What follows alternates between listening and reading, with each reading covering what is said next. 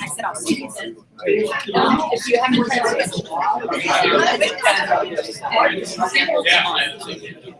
it's great, although I find there's something like synthesized. Right, people in the room, to kind of get set up for today, you're going to want to go to this wiki space site, and you'll find a template there. It looks like your head. Looks like this. And you want to make yourself, or if you're here with a small group can just make a page. And what you want to do is, because this is an open page and when you can edit it, you just grab this template right here, just highlight it, copy, hit the edit button here. Y'all remember the wikis, right? Yep. Back in the day? Or at least know how to spell them. It used to be a thing. And so then you want to make yourself a new page.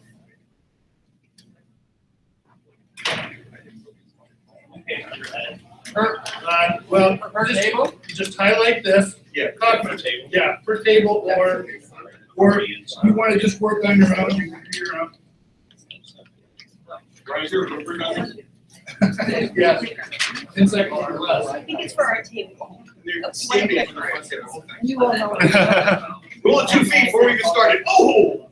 Then you want to get the little plus sign there. That'll make a new page. And then what you want to do is just name that page. Use your last name. Come up with some cool name for you or your group. Put that in there. I'll call mine sample. How's that? Hit create. Let's start a page. I'm going to paste that template into my new page. Save. And then later on in the session, you'll be ready to go on your own wiki page or adding your content. And you'll notice it'll even add your page name over here on the side as we go along. How many people have used Wikis before? So long, exactly. Do you remember your login? That's where the safety. Okay, so we should there. Diana, Vicky, Dora, Deb, Summer. Did it go in? And then the other thing you want to be aware of is our hashtags. Which you spend a lot of time thinking about. So we had to dig hard to find a hashtag that wasn't already being used, so we kind of have a clean slate on Twitter. So make sure it's just Innovate or die. And then obviously the Educon hashtag, and this is Kevin and I on Twitter. So any of those places you want to go during this, you are free to do so. Right, Dan. Want me to go first? Next slide. I got you. Oh, I see. Oh, I got you for that. Yeah, so we're here to talk about innovation in schools. Next slide. And so, of course, we need to start with the obligatory picture of the classroom. We all remember how schools used to be, and oh, it's all the same now. Rows of desks, that hasn't changed. Yeah, we were looking through a picture to file this with. We weren't able to find it here, the one with all the laptops on all the desks in the rows in the 21st century. Because you have that mental picture. Yeah. So that's what we're here to talk about today is innovation classroom. What it looks like. Is this an innovative class, or is this an innovative classroom? What do you think? What are they doing? Well, I don't know. Good question. This was pulled from an article in Business Insider, 10 most innovative schools. Anyway, They're all doing worksheets. sorry, what? They're all doing worksheets. No, I don't know. There's potentially some electronic worksheets happening. That's what I mean. But if you were to look at this school, it looks innovative, but how do you know? You know it's innovative by the picture. It looks nice. I don't know. Next slide. How about this one? Well, this is like in Spaceballs. Do they go back and forth? See? Is it now? Now? Just then. Is this an innovative school? Well, we know it is because we're here. We know. We've been here for years. We know what happens in schools. So there's a lot of innovation that happens here. What does that look like? How do we get started? How does innovation in our professionalized get us where we are? Next slide. So what we're going to do today is start hopefully with as little talking from us as possible. We're already over our limit. So we want to start by telling our stories, and Brian's going first. I'll be back.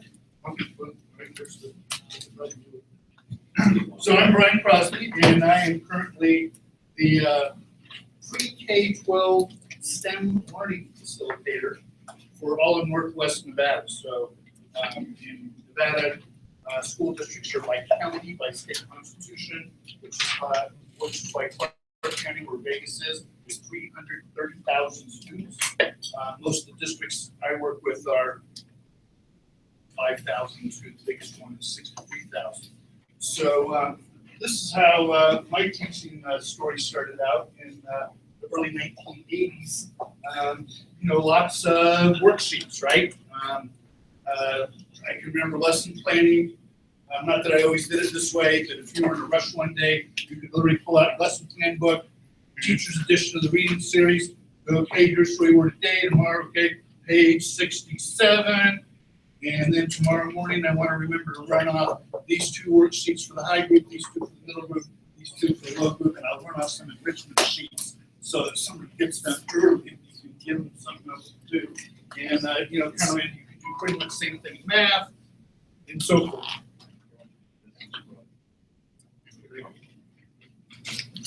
So, this room isn't,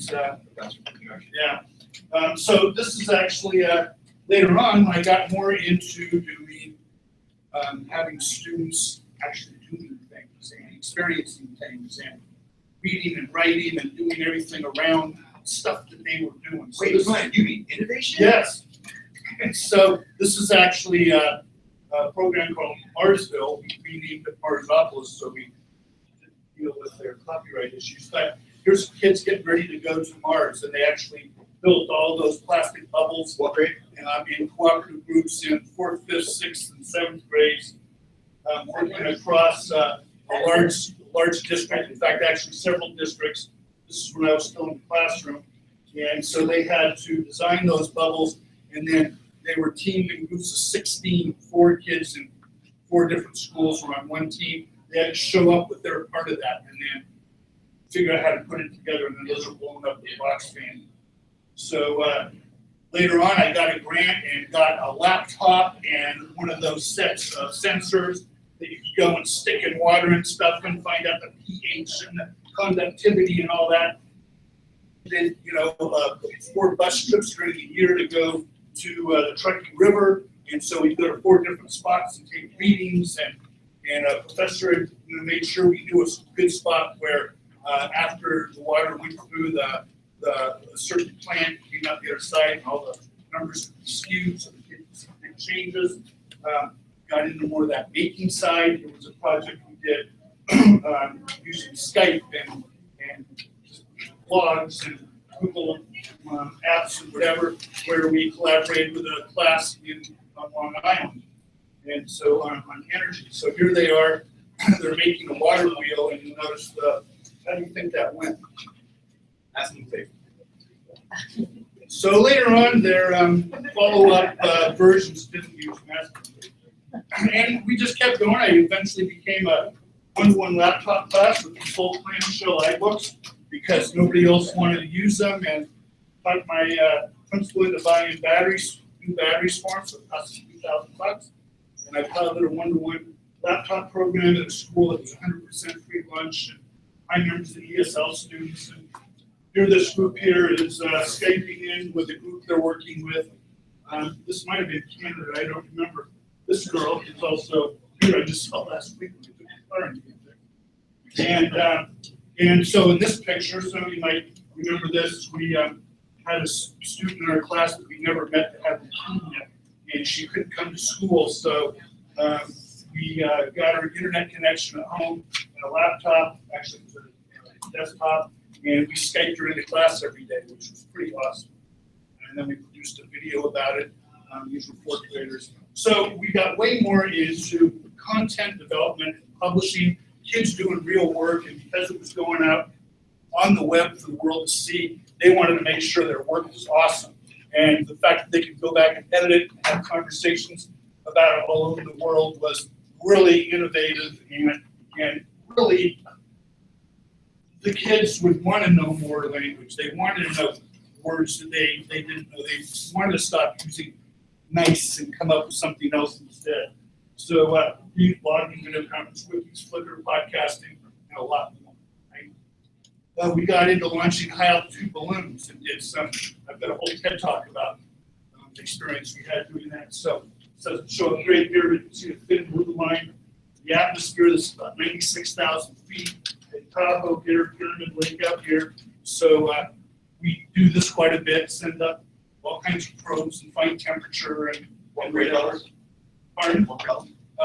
This one was fourth grade, but I do it fifth and sixth. I rolled into class, I did in fourth grade for 3 years. So, it all kind of came to a stop during the awesome reform years. I literally got blocked. I literally got flown out to New York to be interviewed by Brian Williams about being an innovative educator. And the next Monday morning when I got back, I was told I would not be doing those things in our school, and I was completely blocked from doing that. And so I left that school and ironically got hired back to teach teachers how to do that. Let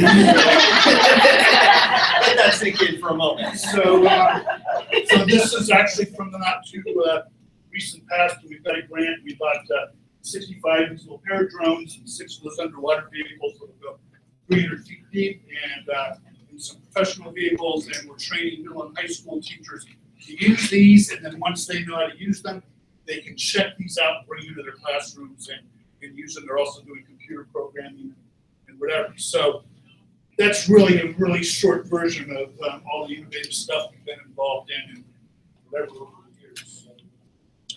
So, great stuff. So reform advocates had the power, right? They could make sense. They couldn't make sense or see the value of the approach of the environment we had going. Scheduling that wasn't prescribed, narrowed, rigorous, no excuses. I got told it was only language arts and math. That was it. So the day the schedule was re-slugged for me. Couldn't include science or anything else, except that my principal liked to go to conferences a lot. So she wasn't around. So my big 3 takeaways: leverage the current keenness for STEM. I'm not necessarily a big STEM advocate other than the fact that it brought all those things back in the classroom, right? And so making programming projects, problem solving for permission. Now you've got permission to do it, right? I see that a lot in the schools I work with. And don't silo that making STEM part. You know, as I say, STEM shouldn't always be a period of the day. It needs to be a culture in your classroom. You know, it's okay if you do science or whatever it is, but as much as possible, integrate into everything you do. Demonstrate and advocate for the powerful learning across the curriculum, often left behind. Integrate often, teach and practice those collaboration skills. Kids, you know, I remember doing the old state reports, we'd all assume kids were going to come in and do that. So we didn't model it very well. You could actually teach them how to collaborate. So make a priority for students, parents, community members, others to share that. Get your parents out there talking about the great stuff their kids are doing. Get your kids out there. Have the news people come to your room and show this stuff, right? You get the word out there, because all of a sudden it's okay with your admin. The news people can't recover it. Parents should come and talk to you back in the office. But not always. What could be a negative outcome from that? All that attention just on that. Colleagues, There you go. Yeah. Tell us more. that becomes the expectation for other colleagues, and they internalize that to resent. You know, they give Call that a gold star answer. I worked with a teacher who did a lot of his own, what we're doing, and we got presented because it's perceived as he's being a show off. The comeback I had, why I didn't really deal with a lot of that, but I absolutely understand it, was because it was an innovative program. We only had enough laptops in one class. No other teacher really felt comfortable doing that, and so they kind of let it go. So that helped a lot. Teachers come and visit all the time, sit back and walk around. So, but, Any questions for Brian? His little diatribe here? Good? All right. My turn. Yeah. Okay. So, my name is Kevin Jarrett, and I'm going to try to take less time to get through this as we wanted to be as brief as possible. So, notice I have all my pictures on one slide. No, I don't. Okay. So, my story has two parts. The first 12 years of my professional life, I did screen-based technology in K-4. The last 3 years of that involved integrating engineering's elementary into a computer lab environment, which basically I went from this to that, which involved that. Great program, a little recipe-based, but still wonderful for schools that are looking for curriculums that they can purchase inexpensively, that it's a hands-on project that kids will love. We lived it, kids loved it, it was amazing, we had a great time. Projects were realistic, there was a literacy component, it was inexpensive, Museum of Science in Boston, highly recommended, love these people, they're terrific. That was 12 years ago. As some of you know me know, I have a few pictures on Flickr. This is, and by the way, this is the first Educon in the history of me coming that I don't have a camera. Sorry to let you down, yes. Tim is my designated survivor now for so it's on you, Tim.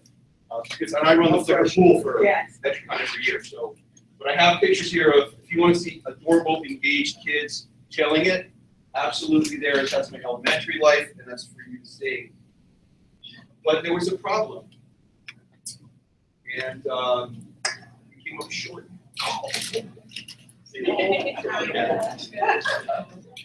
Yeah, so you would think this is great, right? Hands-on projects, engineering, computer lab. Who likes this, right? Wah, wah. Not everybody. Because what I found after we implemented it was that every year since, we had to walk back part of that information. Could they do a little more keyboarding? But they know how to cut and paste. We show them that. We do these other things. Can I put a border on this? Oh, I can't put a border on my page in Google Docs? No, I want to use Word. So teach them how do you put a border on their page. Really? And so it was tough. Every year, they pushed back more and more. And in reality, we just weren't ready. It went too far too fast. Shocking. So I had a decision to make. And the decision was that I was going to leave.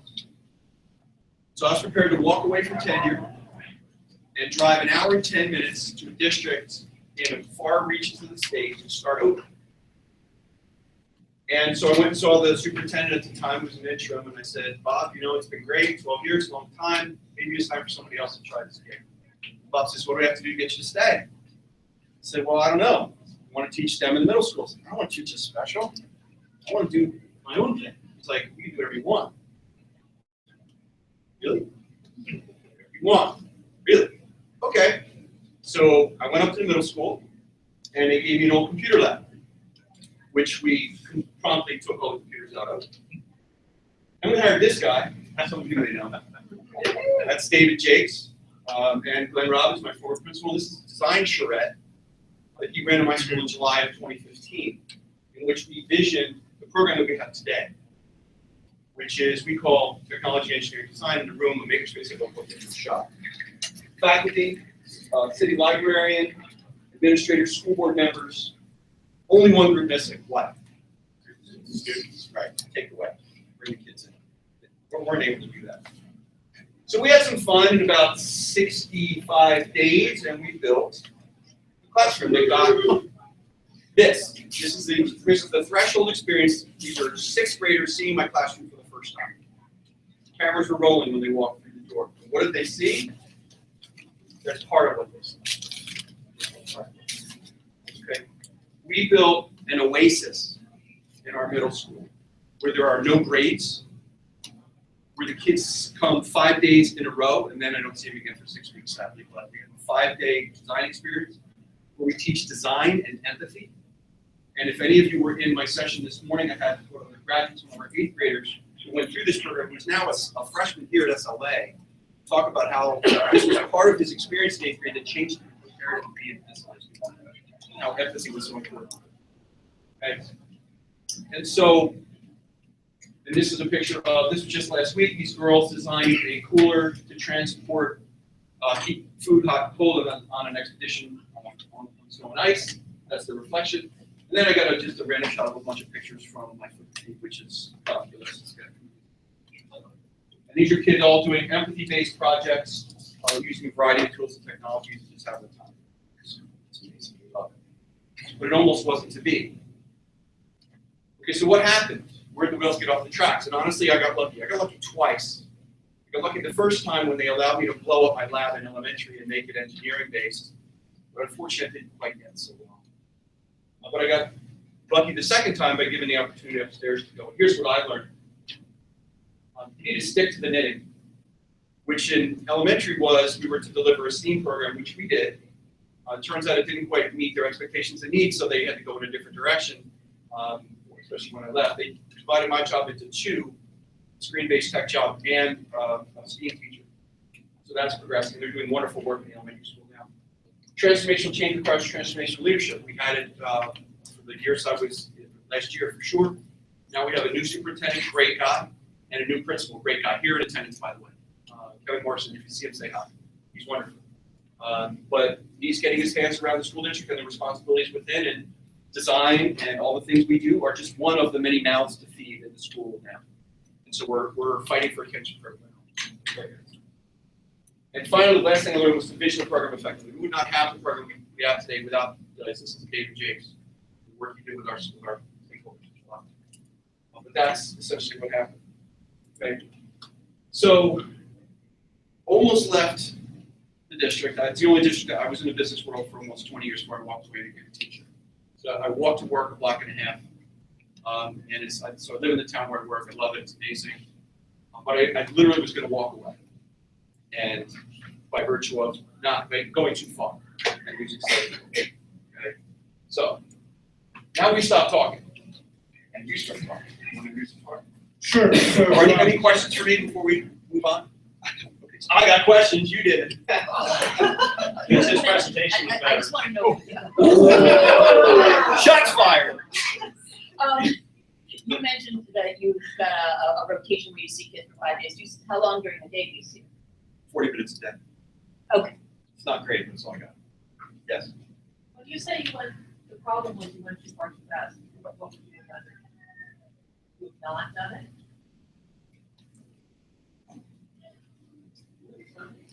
Yeah, I probably would have done more of the stuff I hated. More keyboarding. Would that have been the right choice? It would have kept me there longer, would have prevented all this from happening. So, alternate universe, maybe it would have been okay. I'm happy with how things are right now. I'm not sure I believe that. Believe what? But you wish you taught more people. Well, you said what would I have done? Actually, I've done definitely nothing because I'm here. I'm very happy where I am right now, and that would not have existed if it not around for my past effects. So in that respect, I wouldn't have changed it. If I took your question to me, what would you have to have done to be successful? To do that, I would have more pre-morphed it. I would have done less of the hands-on and more of the traditional things that you were doing. But that would have prevented it. What else? right, so what's your story? In your groups, why don't you go around and share, what is your innovative story? Or where Experience with what we've talked about. Yeah, You've exactly. innovated, or it's either you know personally, or you know of someone. Right, oh, that's a good point, yeah. So what's any kind of innovative? Hopefully it is around you, but it could be something else you've seen somewhere else. So share those out in your group, we'll give you a few minutes to do that. So take 15 minutes, talk to your friends. Who's got the best? Where's Ritzius?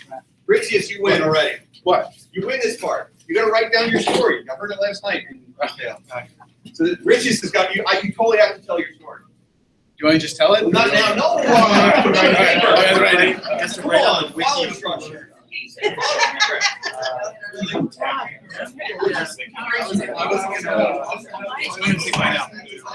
So what's your story? So Kevin and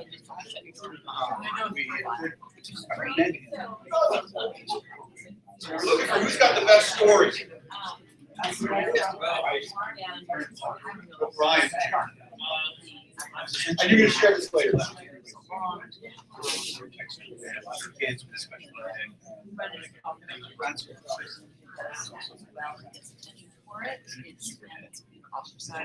You were here at the beginning, you contributed a lot to it. So what we did.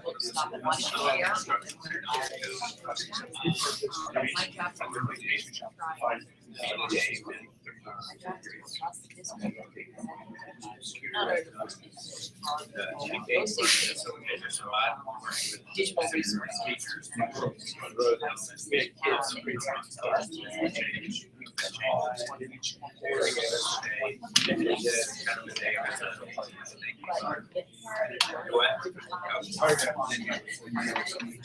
The rest of the school.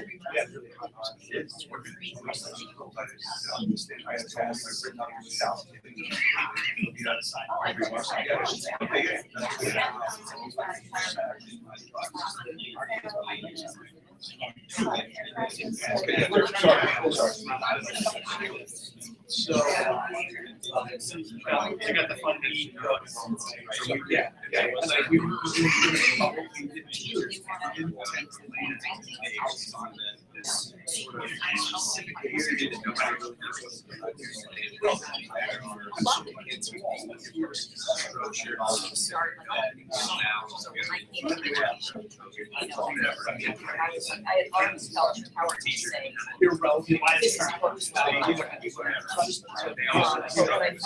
You don't know what. Yeah.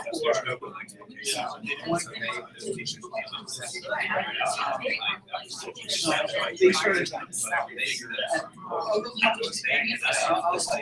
program. I did so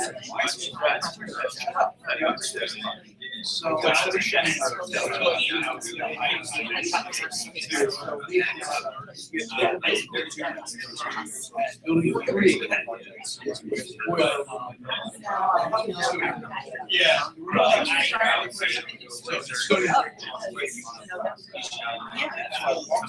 So, first day of school. Middle of the road. It's no basketball. yeah, which is great because it was, math, science. Yeah. Hey, you got text messages.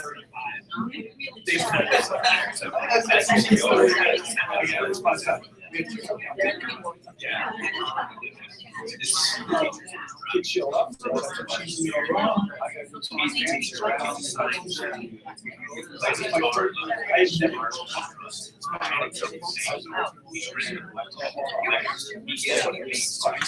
You know, why did you?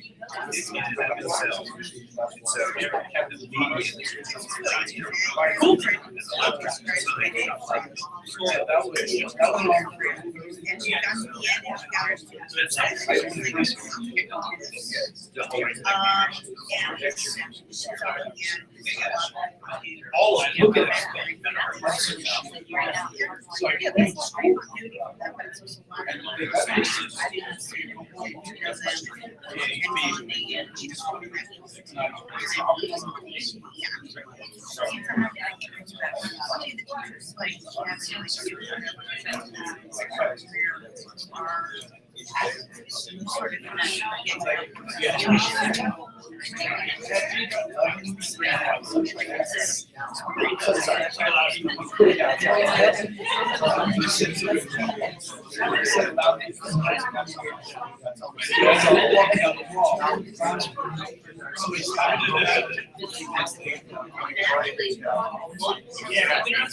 So I was starting to get even though.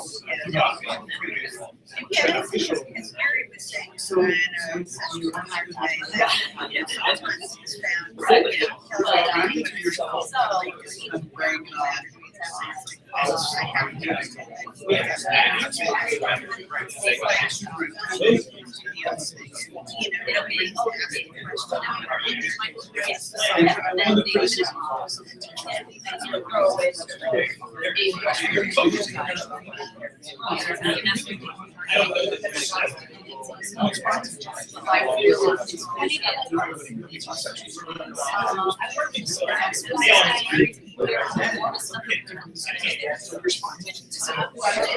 There were a lot of kids. You know, now I'm dating out here because my teacher. Yeah. Some of those textbooks are still. It really does. And, you know, my superintendent is trying to spin on it. Because the last 2 years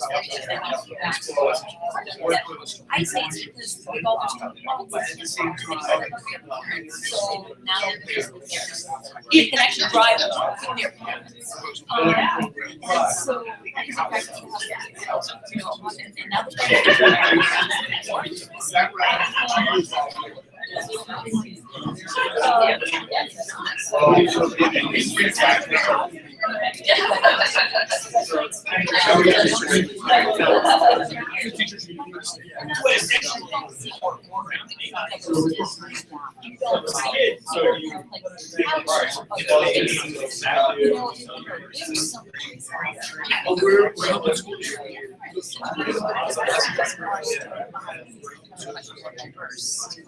but our staff is still, you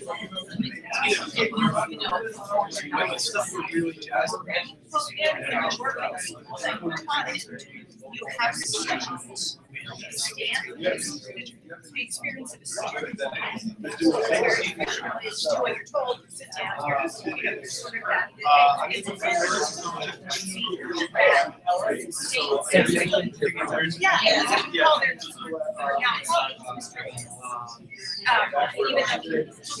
right? I can see what everything is more That's why everybody's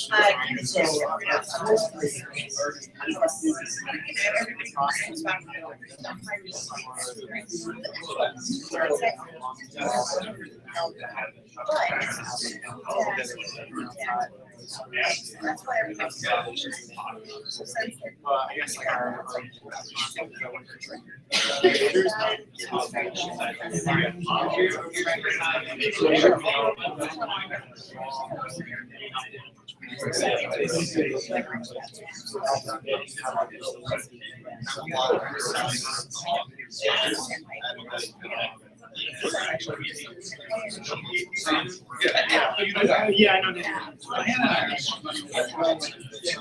No, it's just me now.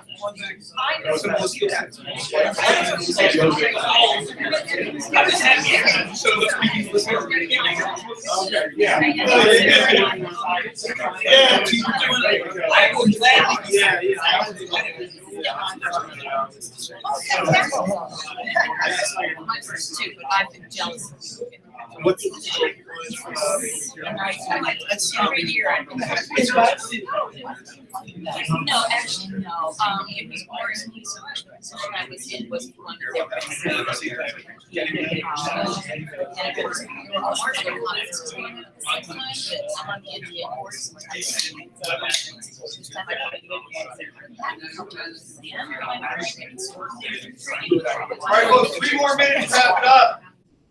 We're gonna move on to sharing out, so consolidating thoughts. So there we go, we were innovative in our approach to. So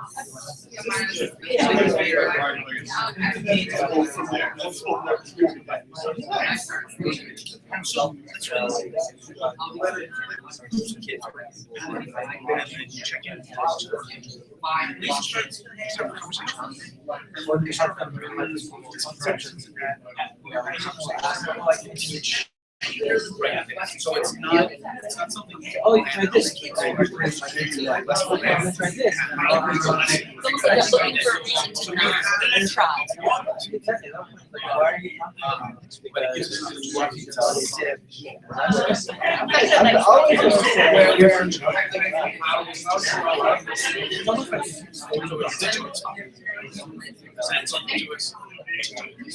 Or on some level, they really know it's possible, and they want someone to help themselves to get what door do I go?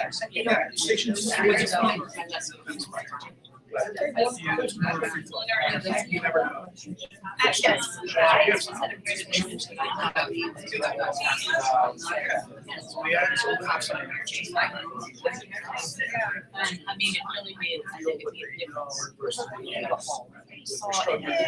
I was in the industrial arts building, which is also something that we can get away with when nobody knows you're down here.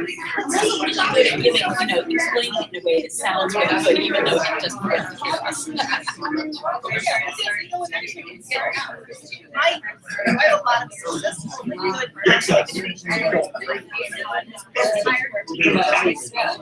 Massachusetts. And what did you make change? Last minute, folks. Gather your thoughts.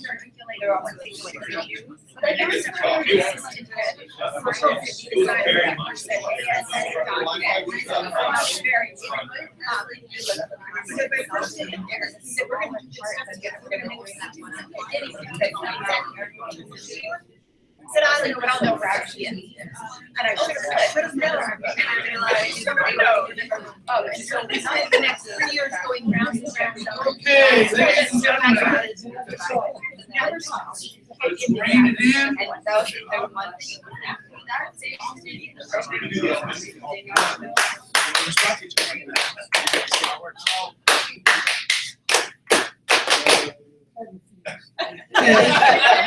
Elementary teachers,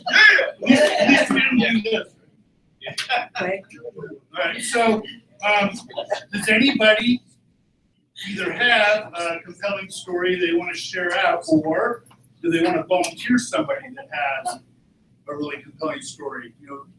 2 minutes, kind of a quick recap of rehashes. I got one in my hip pocket. Come on, Somebody's got to have something. out with somebody either. You know what, I like, two people here that are not in the education system, and I like to cite one of the first times I'm actually sitting with somebody, a teacher. And I also decided with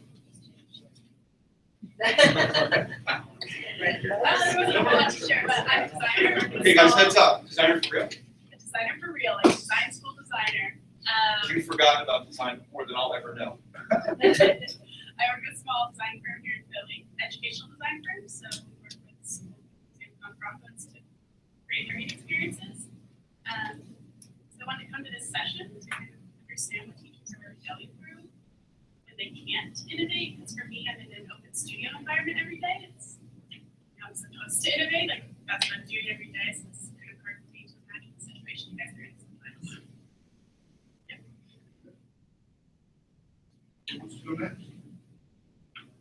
You were so animated and talkative. I think one of the takeaways that I took from our group discussion, rather than an individual story, was just some of the common ideas was that leadership and bureaucracy can either be a support or barrier to innovation, and sometimes both at the same time.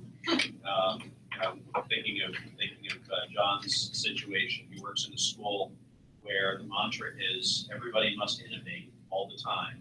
As long as you're on the same page as everybody else who's teaching the same course, and it's like mixed messages, right? So how do so I think one of the things I would love personally to get out of this session is how do you work within whatever constraints you have to still innovate and keep kids first. I would say bureaucracy by definition is a barrier, and there's never going to be any innovation. And so your last phrase of as long as you're on the same page is bureaucratic thinking. And that first part can come from leadership around we want innovation. But I think we have to be honest with ourselves about where are the unintended or intended in the system, however big or small. To play off of that, when bureaucracy supports innovation, what you have is false support. So the rest of the organization is following it just because the bureaucracy says it. The bureaucracy goes away, your support goes away. One of the common themes from our conversation was looking that our real success in innovation came when we looked at a problem and how, like a real, not just a fake innovate to innovate because that's what the rule says, but a real problem, whether that's brain drain, whether that's, the science fair isn't meeting anyone's needs, what do we do? Or that's, we're looking at how money is being spent inappropriately and not making any impact, and we know we have projects that can make an impact. So really having that, it goes back to what the conversation was last night, connecting it to a real passion and a real life focus is what is making it work when it's working. So one of the things that I learned from my experience that I haven't shared yet is this idea that innovation always focuses on the new thing and how great it is, but it never tends to the old thing. So when you're bringing innovation forward, what we found, the ones that are most successful is when we give what's called hospice to the old. So how do you, because innovation and change is violent. It calls into question people's worldviews. It calls into question the practices that they've done. And we have to honor that work that happened beforehand, because that innovation wouldn't come about if that prior work didn't happen. So how do you unwind the old in a way that's not violent? How do you unwind the old in a way that honors the work that people did and shows a lot of respect, saying, you've done some great things here, and that's allowed us to move forward, rather than, oh, we're just gonna throw that out, it's not relevant anymore. That really helps with success. So I kind of wanted to bounce off the bureaucracy idea. So my administration is wonderful, and they know that I'm so far out on the ledge. You can barely see me, but they think what I'm doing is great. My biggest hang up are my students. I have a lot of them that embrace it and love it and think it's great high school history. So I have a lot of students who their history classes have been, my teacher stands in front of me, they talk about what happened, I absorb it, I spit it back, and we're good to go. My class every day, they walk in, the expectation is we're doing something, and we're acting on something, and we're taking part in something. And I get a lot of resistance because they're used to all of these years of just skating through, and now I actually want them to work for it. Well, and I know how to do that other stuff, I'm good at it. Right. Now you're asking me to do something I'm not used to. Right, so I have a lot of students that walk in and love it, but I have a core group that will resist it to the bitter end because they don't want to have to do it. Right. So what support do you have in that part? Do you feel like you're by yourself on the ledge on that, or? Yes and no, because those kids, for the most part, no matter what their classroom setting is, they're either not participating or not, whatever. So they're the group that I'm still trying to tackle. I'm still trying to figure out what to do. I shouldn't say no. Yes, it does. So that means eight, I have that problem with eighth graders. Go. So on that note, I found that, because I taught high school speech, you talk about a class that every high school kid dreads walking into, it was required to graduation. They hated me more than anything in the world, from my class. But it always came down to fear. And those kids who are most resistant are the ones who, I think for whatever reason, they've been set up and they failed, and then they've gotten kicked around for it. And so they don't trust you and they don't trust their colleagues. And it isn't about winning them over so much as it is earning their trust. So a lot of times it's these little tiny risks that you take together and you show them that you're taking the risk too. And then, it's a snail's pace, but once you win them, once they see they can trust you, then that rep begins to carry over time. So eventually kids walk in and they know, yeah, she's gonna make us do some stuff and it's gonna feel weird, but if I mess up, she's gonna give me a chance. I'm gonna be able to do this. But it takes a while because they've had 12 years, 13 years or more of these experiences that were very rigid. And if you stepped outside the lines, you got smacked down. And we have to teach them that school doesn't have to do that. But they were trauma. They're wounded by these school experiences. Yeah, I think that's very relevant. I feel like just like innovation. I feel like with just innovation, like no matter what subject, there's always fear on both sides. There are like teachers who are scared of like the ugly projects that may come like first like couple years or something. And they're the students are also afraid of like creating these ugly projects or failing. I feel like coming from like a middle school that was like very like rigid and strict curriculum, I was kind of like scared and I didn't really know like how That's to a lot. yeah, I didn't really know like how to base learning and I was always looking for the right answer and I feel like that's always taught me to like that like failure can't, it's not always a bad thing. Like there's definitely like learning from it. And like it teaches me how to like because I know like when I go out to college is not gonna be my best way, but it inspires me to try to create these platforms that people can be like okay, like actually make their failures like valuable so they don't have to like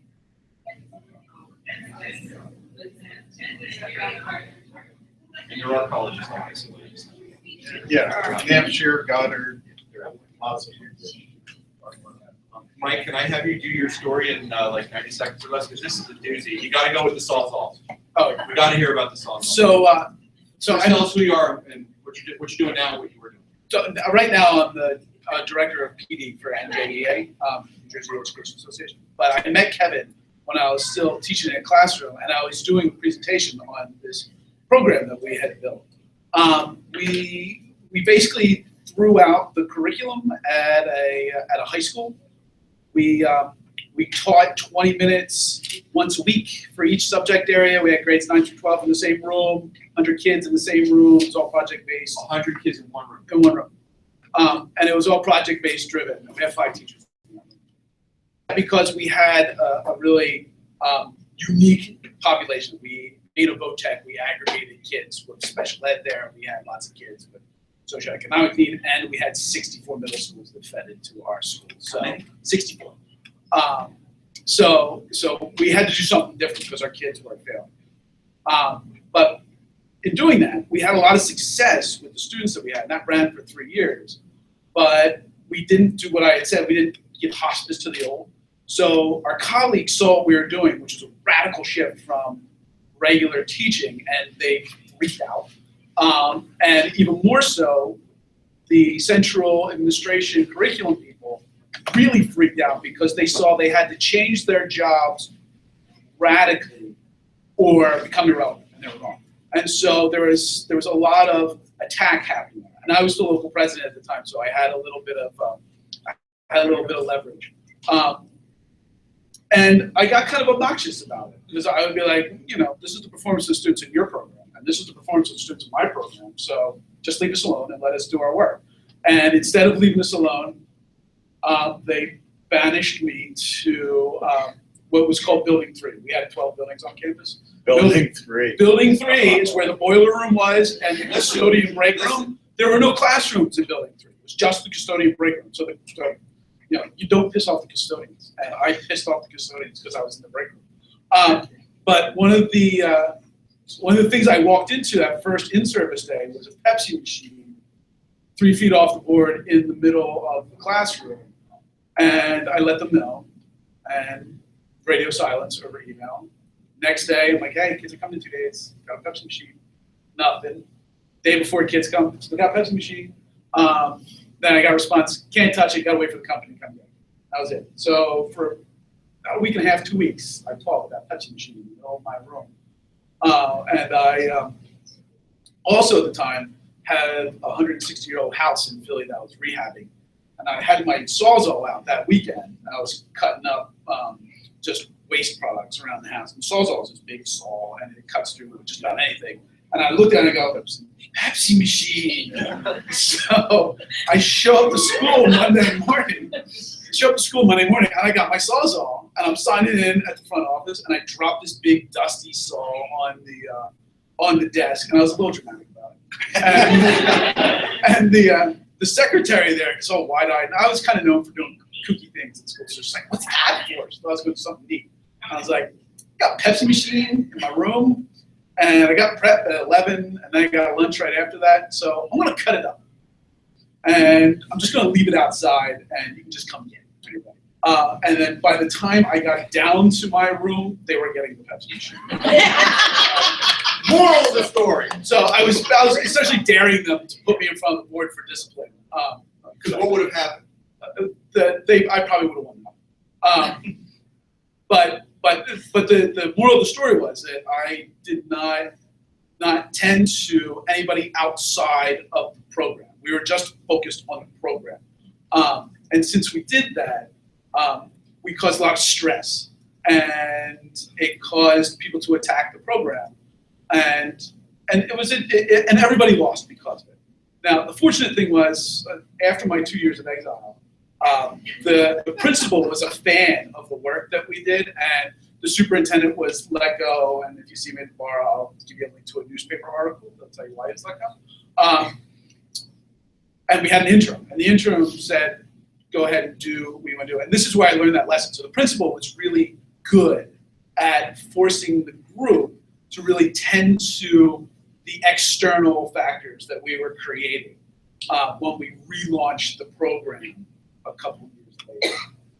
Yeah, I would say your best friends are your principal and your custodian, like you're alluding to, that when you're doing messy stuff, you go in and talk to them if there's ever and come visit the room when we're doing stuff and get them on your side and have them see the excitement of the students and that besides just building something that looks like boxes put together, having the kids explain it.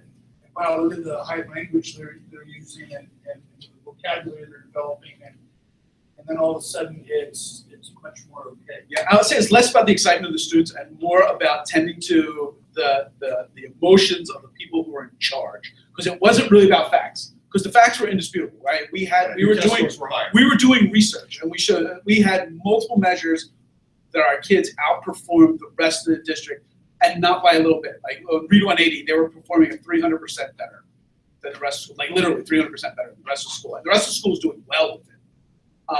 So it was like we had factual data, but it was fear that we had to mitigate and feeling personally attacked. And so the second time around, since we were really tending to people's emotional states as we were dealing with it, by the end of the first year, about half the faculty wanted in the program, but we had a rollout designed to kind of enable the willing. So people knew they weren't going to get forced into it, and if you wanted to, you could participate in some PD that we ran internally, and then deliver your proposal for what the next iteration of the program would look like, and then we brought you in. You did have a fabulous dynamic in that when things are failing, how worse can it get? So when you have successful students and they're on the right track, if it ain't broke, don't fix it. There's no reason to innovate. My parents went to the Ivy League. I'm going to be a legacy kid. Don't mess with me. So there's nothing better than horrible test scores to innovate because you have nowhere to go, right? You can only go up. And I'm not being critical of that, but that is you seized on that dynamic. And, yeah. You know, so when we've left everybody behind, it's easier to get some back in the boat going somewhere. What I find interesting in this discussion is that we've accepted the hierarchical nature of the school. And so all of us spent 12 to 14 years in an environment that was entirely, even if nicely done, was around compliance. I mean, even in fairly progressive schools.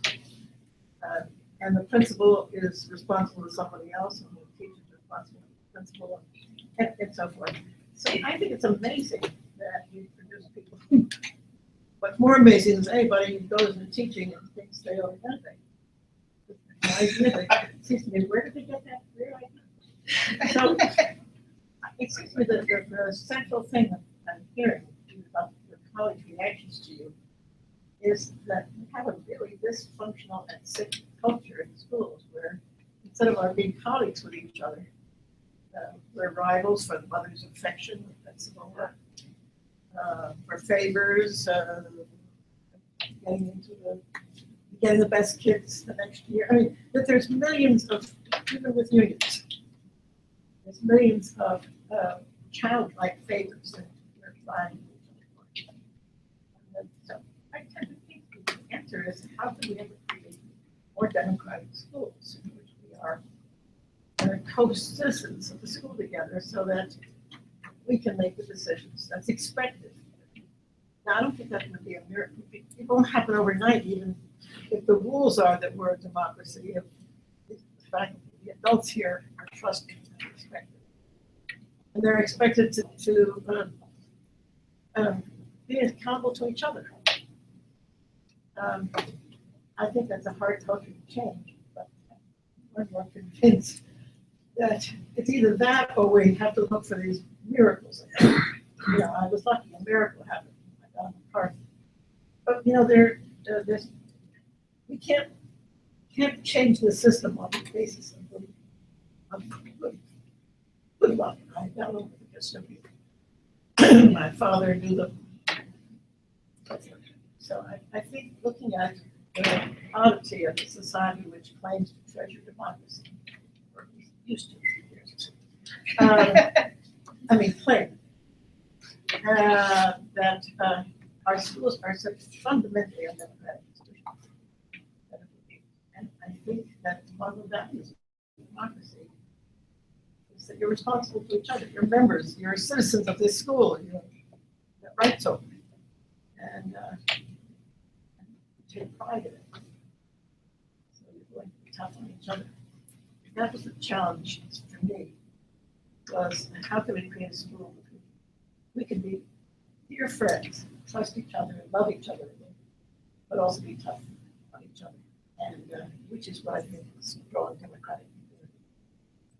It's a description of what I mean. Any administrators in here? Stanley? If you had your hand up before, we'll get back to you. I'm in an interesting role because I do not evaluate, so I can help. Use your outdoor, please. This is my outdoor. No. I'm Jacob Silch. No, I'm an administrator, but I'm not an evaluator. So I think it puts me in a little bit of a different position to when I'm working with teachers, and they tend to be a little bit more open. But I think the challenge for me is trying to find what their interest is and using their interest as a springboard, or their students' interest as a springboard, to be more innovative. Trying to come in with kind of a what my personal vision is. It's the old joke of shared vision is my vision and now you share it. And really trying to get it's Andy Hargreaves. But trying to figure out meeting them where they are and finding out what their vision is for their class and giving them tools and resources that can help grow that vision. But I think if I were in a evaluating capacity, there's always that little barrier there. And by the way, that comes back, because I was a principal for many, many years, but I was never the person who fired or evaluated or hired. That was always a collective responsibility. So I think that's a good point. Isn't that rare that you have them separated like that? Don't that roll together? Well, Particularly in I did for some part of that time, like 10 minutes evaluation. And I would go home and write up the evaluation. It was fun. I went to a class at 10:10, and this is what the children were doing. It was all fiction. Did someone tweet that? Well, I showed it to the teacher. Right, well, there, yeah. I had to submit these every year. Creative And it was kind of fun. There was always something to criticize. Make up some random things. It's gotta be believable, you For understand? pencils, we're not sharp. Trust. Do they come to mind? And I'm not preaching because I don't do either of these as well as I wish I did. One is something that I learned in a master's course, and that was the run to the resistors. And so when you're going to have a meeting where you know the people that disagree with you, instead of waiting, go to them first and have the conversation so that when you're ready to move things, A, you know what their complaints are, and you've had that conversation that in the meeting where you're going to move things forward, you're not going to have that stalled because you've already kind of taken care of it. So the one is running resistors. And two is get out of the way of the innovators. And I know that everybody has challenging money with their money, but when someone wants to do something innovative, you support it, and you do it unabashedly. Like it's not like, oh, you don't justify it. It's like, this is why this person's getting that money. You want to do that too, you'll get the money too. And then when it gets to about 5 people that want that same money, now it's like, okay, we can't support it in that same way, but now we have enough people that are interested in convincing the colleagues that it can be the movement of the staff development all as a team. Whereas if you brought it in when one person was doing it, it just went forward. And so that's the balance of actually being respectful to the resistors and spending time with them before you try to make change, but then being unashamedly supporters of the people who are doing it. It's something you think is terrible. That's a challenge, I think. Yeah. I think there's this word that thankfully has not been mentioned here, disruptive innovation. And there's this vision frequently of innovation as this being brought in by the swashbuckling innovators, right? Who doesn't give a crap what you think. My idea is better. And it's when Meyer was talking about living in a democracy, there's also this we have this experience now, right, where you don't just yell at the other people about how their ideas don't make sense. You have an obligation as an innovator because I see that frequently anyway, right, where the innovator comes in and they like to then come to a place like Educon and talk about how no one else is in. Right? But instead, if you went and made your job going to have those empathetic conversations with people who don't agree with you, I like that idea of running to the resistors. If the innovation is not actually going to help my colleagues, then maybe it's not a really very good innovation. And so maybe that's that idea in design thinking of starting with them. I think that applies in innovation in school. Well, people often forget that part because they love their ideas. Mark, did you want to say something? Yeah, so I'm an administrator as well, and I think a lot of what Paul said, and I think sometimes innovations are when they're introduced with the expectation that they're going to be immediately adopted. But it's like that the iceberg thing, it's a big change in worldview, right? Not just the fact that you now have these devices or this program or whatever, the new shiny thing that looks like the innovation, but it's what is underneath that has to change. And so my one contribution here would be be willing to have those big conversations about that stuff under the surface first. And so, at my school, before implementing a vision of 21st century skills, has to mix faculty teams to go out, do research, lead discussion groups on both campuses, and figure out what we wanted our 21st century skills to be. So we both look outside and look within our practice, don't invent from whole thoughts and then go out. And the same thing happened when we brought a maker program into existence. We didn't just say, oh, congratulations, it's September, here's your maker space, go for it. Or, get out of the way or whatever. But it was a discussion. Actually, I led a discussion on the admin team saying, how do these different, we keep hearing about these different things, how do they all fit together for us and our values? And that takes much longer, but ultimately, then you have buy-in from day one, and which you can't trade for money.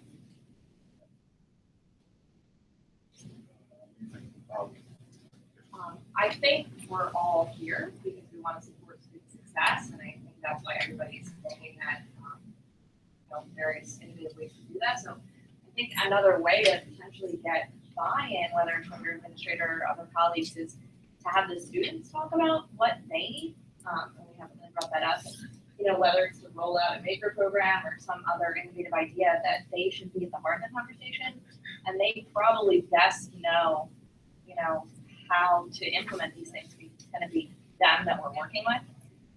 So I don't know that we've really brought that up, but I think that involving them in the conversations rather than just going to the administrator and saying, hey, let's do this. We need X or we need Y. We should be involving them from the beginning. Shelburne Farms in Vermont introduced me to this phrase build-in. So when you're talking about the educational hierarchy, Alfie Kohn has this great phrase about it. So every one of us has the role in the hierarchy to protect those below us from the insanity of those above us. So that can start from oldest sibling and go all the way up to State Board of Education. But buy-in is the imposition of the hierarchy of a program, and build-in is when those at a lower level get in a dialogue and create the thing. It's not given to them and then you're PD'd into buying into something that's not yours. You build into and you create that meaning of a program, and then it has a much different dynamic and sustainability. That's essentially what I was going to say. Like buy-in is inherently coercive, and it's not democratic. Whereas ownership is. And so when you're bringing your innovation forward, how do you design it in such a way that it's inclusive and helps people take ownership of the process too? Which means letting go of certain parts for yourself, like you're saying, build in instead of buying. So it's built in this ability for people to co-create with you as you bring the innovation forward. Yes, sir. Yeah, I'd say that I forgot who said it, something about students being involved. Hello. Nice to meet you.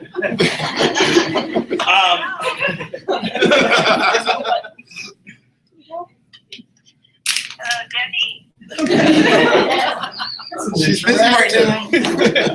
Come to you now.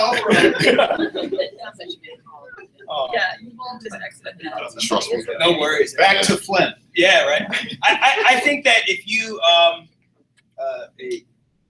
you might be able to measure. I don't know who said that, so I want to give credit for whoever started that thread. But it seems like one of the most innovative things that we can do, involving all different kinds of programmings across all different subjects and all that, is giving providing space for authentic student voice to be involved in decision making about their own education. And I think that is often one of the biggest hallmarks on whether we're truly, as the kids say, about that life or not, are the kids invited into the conversation about whatever change it is. And I think I have a bit of a unique perspective here that just with seeing the way our SLA kids, I teach here, by the way, interact with Educon. You see the student here who's here with me, she is pretty much just attending Educon as you are. She came in, talked to me today, what sessions are you going to? I want to go to those sessions. I want to participate. Kids have a thirst for participating in their own educations. And I think one of the easiest things we can ask ourselves, like right away, as a takeaway right now before we leave, is how do we provide space for the kids to have a voice that actually means something, not even just sharing, but also like in the decision-making process, where they can veto something that is stupid, where they can step in and say, well, that would make me feel bad. We shouldn't do that. Or that should, I think whoever said that, that was I want to make sure we don't treat that lightly. I think that's a massive, like, are students involved? Or are we kind of tricking them into feeling like they're involved? Or are they, you know, to make us feel better? All the other reasons we do it. But I just want to make sure that was highlighted. Diana, and then you. So I actually met student resistance to the PBL model one time. And it was the story that I shared over here with the science fair. And that, so I redesigned the science fair because I said if I saw one more cheese melting trifold poster, I was going to keep it. We looked at this, I redesigned it to be more design oriented because I aligned the scientific process with actually the design process. And that's how I got away with it in the curriculum.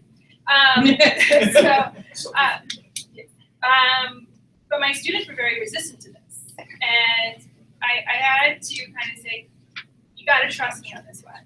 And so I was planning, I was a little, in that I piloted it the year before. I did it class-wide with 3 students, volunteers. And so I could say, but no, look, it worked before. Like, oh, okay, if it worked before for other people, it'll be okay. I didn't tell them that it was just only 3 students out of the 25, right? Little did they know. But I gave them voice in the process. And even as 5th graders, but for my 4th graders coming in, it was the room was such a change to them, and someone was talking over here about it. But we slowly did it. So I was lucky enough to have them as 4th, 5th, and 6th graders. And the 4th graders looked to the 6th graders like, oh, what they're doing is so cool. How can we do that? And I had to explain to them that it was a slow process. And I think what I hear is that it's like there'd be this like overnight change for the students.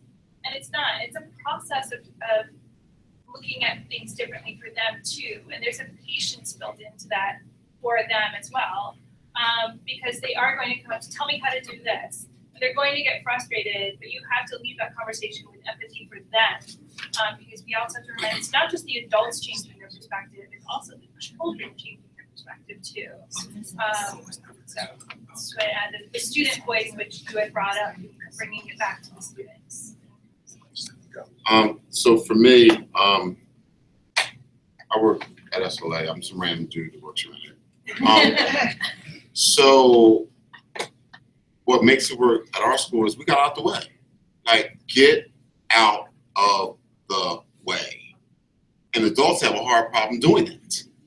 And it's funny because, you know, I sit here and I think, like, okay, a long time ago when they created jazz, that was pretty much a teenager thing, blah, blah, blah. They created rock and roll, pretty much a teenager thing. Hip hop, pretty much a teenager thing. Adults had nothing to do with it. Adults, get out the way. Let the kids create. Let them be innovative. It's okay if they fail. So what? They've learned from their failure. Like, why do we always have to manage everything? At what point in time do we just let them do? So if you're going to still be here tomorrow, so our kids are doing work at the Philadelphia Auto Show tomorrow. So we'll be doing our makerspace thing. So they asked us to have both campuses come down here just to show all of Philadelphia what our kids can do. Makerspace at the auto show. Yes. So we'll be the only school there, so everyone can see it. So that's where I'll be tomorrow, you know, working again on Sunday, free, of course. I want to raise, but anyway, I'm not going there. But I think the biggest thing about our maker spaces, like, the only rules are safety rules. That's it. Make what you want to make. So design what you want to design. We're out of your way. This is your garage. Be innovative. And I just think a lot of times we stymie innovation by trying to put rules out there and saying you got to do it this way or that way. I'm like, no. Sorry. I'm gonna take Geraldine with a body slam. To piggyback on that, I think that comes back to what does leadership need to do to support innovation in teachers. If you say, we believe in innovation, we support innovation, as long as you can guarantee us that it's research-based and it's going to succeed. Do anything you want, as long as you pre-guarantee that it will be successful, then there's no innovation. There has to be tolerance for risk, there has to be tolerance for failure, there has to be some kind of system in place for communicating that. How do we, what are we going to do if it fails? What's the plan?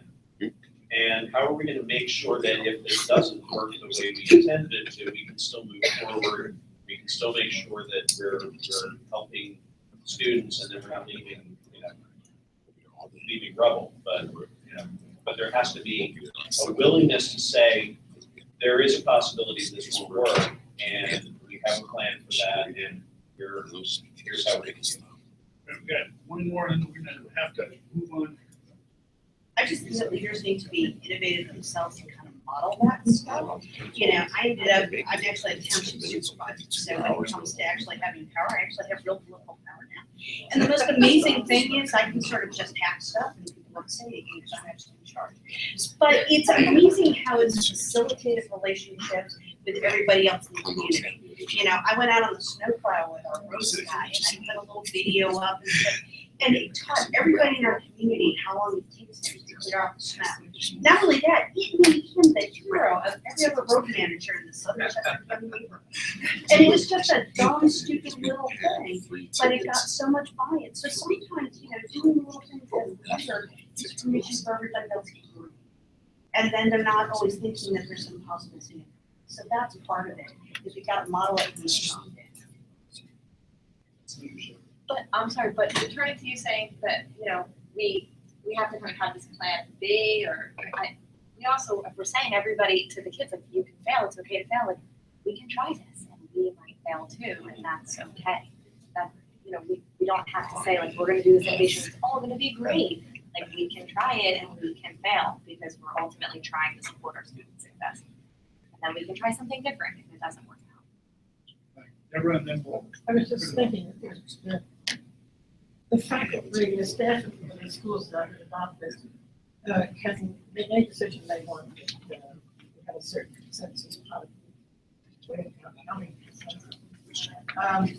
But there's only two things I can veto as technical legal principle, and that's if I think it's endangering to the health, to a kid's life, or it's fiscally, I would be held to have it fiscally or something.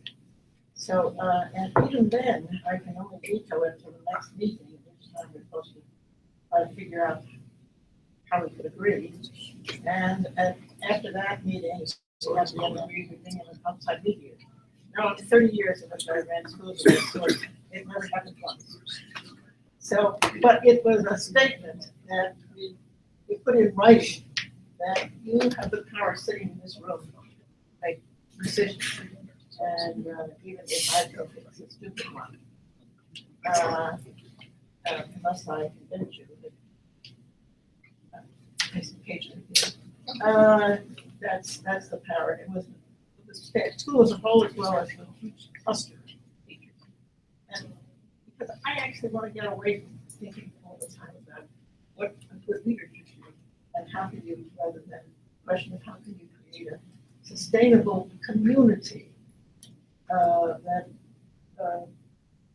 has to at some point decide on who's going to be so-called leader, but the more important question is the culture.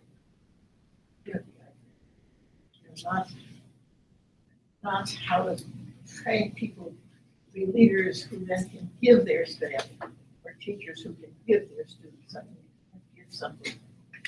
I think in a democratic community, we decided together to take it. Right, great discussion. Wow. We kind of did more discussion than we were expecting, which is fine. This is how we set this up. But originally we were gonna have you, do this piece here, and we were gonna give you a fair amount of time to do it. So, in like the next 10 minutes or so, just maybe have that conversation at your table. You know, what's your leadership environment now? You know, in other words, do you have permission for these things, or are you gonna have to figure out how to do this a different way? And get that leadership involved. And what leverage do you have Yes. as a result of these conversations to bring people to that to help you? Who have you met here and who will you meet this weekend that will give you power? Exactly, and then based on the discussions we just had and others that you've had recently, what's your ideal possible future? What would you like to be able to do? So, and then what are the roadblocks to that? And then what's the strategy or plan to be able to move forward? So, and we figured in 10 minutes you should be able to do all that. I don't know why we haven't given you 10 minutes to do that before.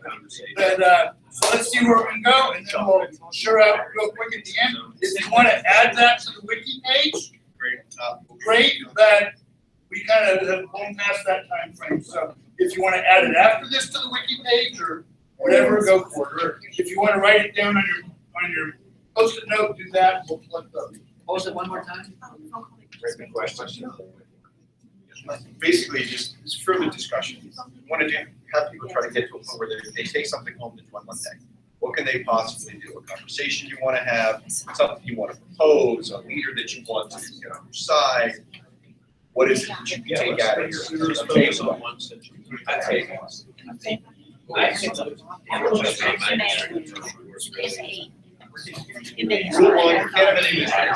think legally motivated. Just remember, power corrupts, absolute power is under you.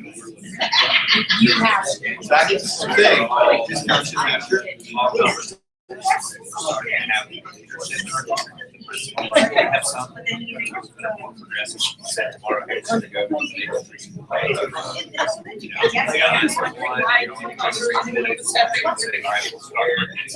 And then we have other ones that are a little more like we have one behind it. It's a lot more powerful. It looks more like this. Not really, but it's a high school one. There you go. It's not like in a high school. Okay. Because they need to be honestly walking through today.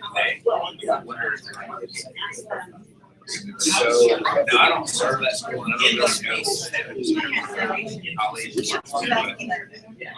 Overall, how everybody is making decisions for change. It is starting that's just the best conversation that came from 10 years ago. Place where he's ready. It feels established enough to do some things. All from the website. How successful is it? Yeah, sure.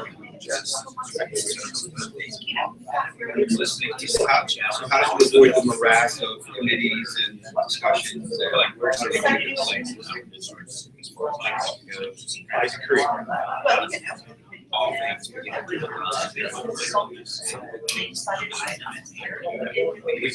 all things in place. It's also, it's, yeah. You have a style in it.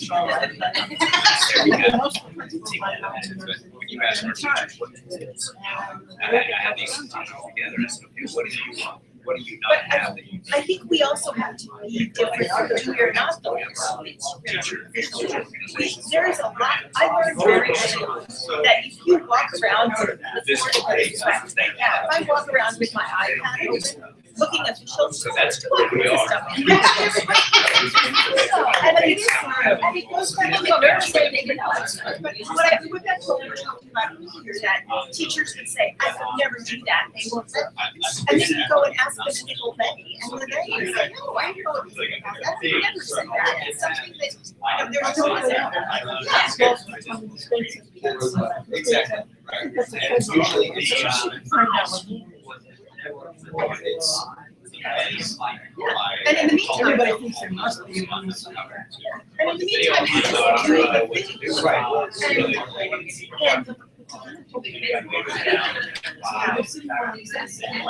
Like in your class, creating this kind of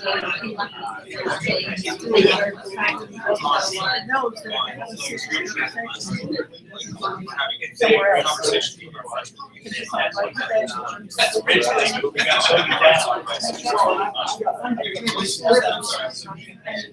Reaction together, it has to happen in trains and styles because that's I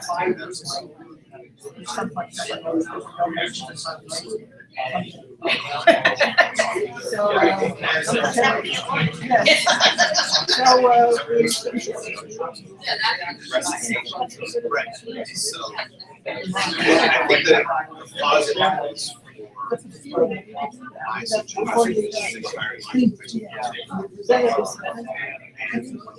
So you just turned the schedule on.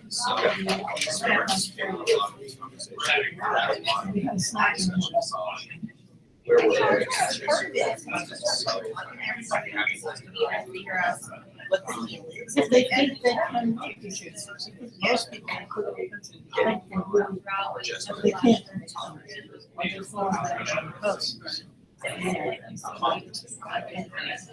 How much of that is intentional seeking of power?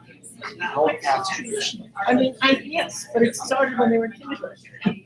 So they're cultivated to get more than something. Yeah. Powerful function of schools. Essentially, private citizens. 5 minutes to go.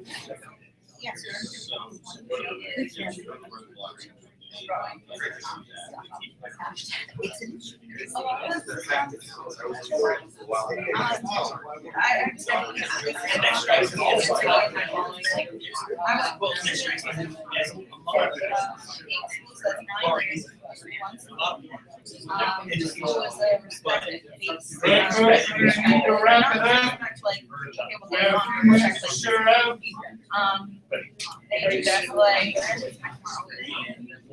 and it's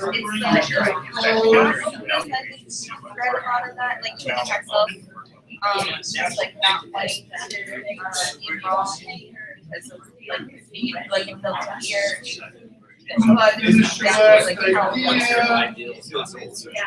it's like how. All right. It's almost 2:30. So,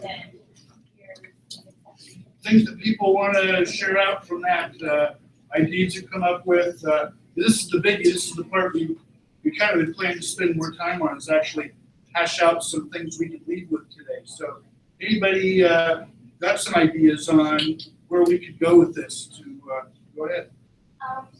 We feel like something everyone here can take back wherever they have to go to like do their job is the idea of like promoting authentic student voice in the classroom and in the curriculum. And it can even be simple as like reverse narratives, where like students write narratives on their teachers and like to make their teachers know like what they like about the class and what they can improve on. And like I know at SLA we do that a lot at the end of every benchmark we get like a form and it's like, what did you like about this project? What would you like change? What do you think you like improved on? And we know like our teachers are taking it into consideration because they talk about the project in the past and like we kind of make jokes of like what failed and like how they tweaked it for this year to make it better for us. And like tell us there's always room for improvement. Like just because the teacher is handing us an assignment doesn't mean that it has to be the final word. That doesn't mean that can be improved on. And it's like it's just showing that teachers are not perfect and that you can always help them grow just as much as they're helping you grow on this next week. I think the biggest word here was openness, whether between students and teachers or fellow staff in the school.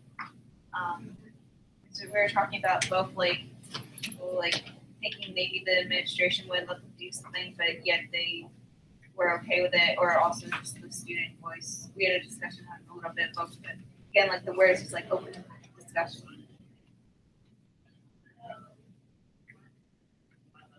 I think, when I want to think about the word innovation, I think democracy and trust.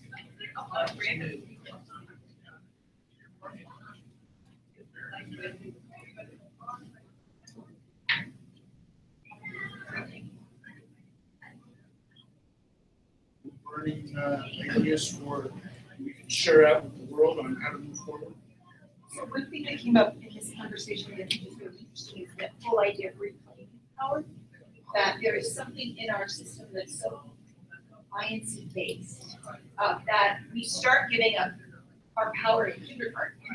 And then as we get older and we become educators, we've completely given it over. And even as school leaders, we assume that, we can't do something because the principal won't, and the principal assumes they can't because of the state and whatever. But in reality, there's no they saying we can't do things. We just make assumptions. And so reclaiming that power is, I think, something that we have to work hard on, and helping other people around us to reclaim that power. In a lot of cases, we just give it away. I think one of the things we run into is teachers will run away to the program, right? Because if I can say I'm doing the program, and you come in and observe me and wrote down that I was doing whatever the reading program or math program or whatever it was, and I was doing it right, and then if somehow my scores aren't as high as you'd like, whatever, well, I was following the mandated program, and you said I was doing it right, and Yeah, I couldn't agree more with that. Everybody, right, at a certain point has to decide, are they going to comply or are they going to resist, and why are they going to resist? Great comment, especially. This week, so I'm a principal and I'm refusing to allow the NAEP people into our building on Tuesday. And so, because we're getting assessed, those fourth graders are being assessed 4 times this month. So I said 3 is enough, especially since NAEP doesn't give us any information. So when I called, and I'm thinking, all right, am I going to get fired? Am I going to get written up? What will be the consequence? But it's really cruel to subject those kids to that, right? So, and it takes all day this year, not just a half day. So in talking to the bureaucrats, they were like, well, I can't give you permission, you have to. I said, I'm not asking for permission, I'm just telling you we're not going to do it. So the head of the Vermont Agency of Ed called on my way down and said, I want to work this out, I want you to know the ramifications. It's like, I already know the ramifications, I could lose my job. Like, what else, am I gonna get in prison? Like, what do you want me to know? And it's like, we're not gonna work it out. It's, but it's amazing, like, it's like, there's no working out to do. And, it's not being a rebel to be a rebel, but we have this assessment data in 3 different things. We don't need it a 4th time. It's insane. And you said there was nothing to, what did he say? What happened then?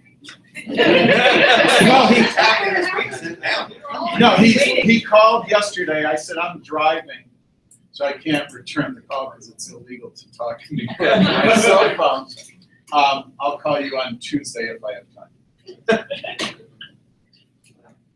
we're gonna have to leave it at that because we'll all wonder what happened. That's all a message. Add it to the week. Thanks for coming. All for